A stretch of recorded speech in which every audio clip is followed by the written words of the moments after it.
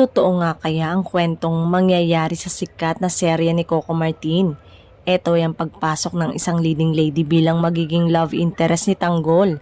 Ngayong tuluyan na siyang nakilala ng kanyang tunay na pamilya.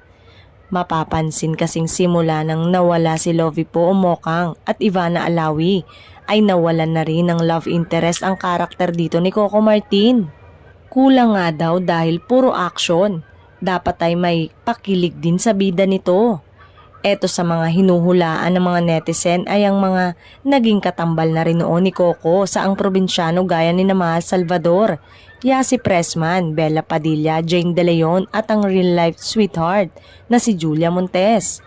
Wala pang sagot ang ilan sa mga staff sa tuwing tinatanong ito kung nababalitaan na ba nila ang pagdating ng bagong babae sa buhay ni aktor.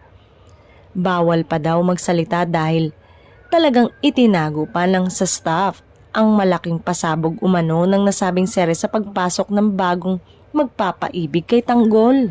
Maaaring ibinahagi na ni Coco sa ilang taong malapit sa kanya pero mas gusto raw ng aktor na hindi na muna ito isa publiko.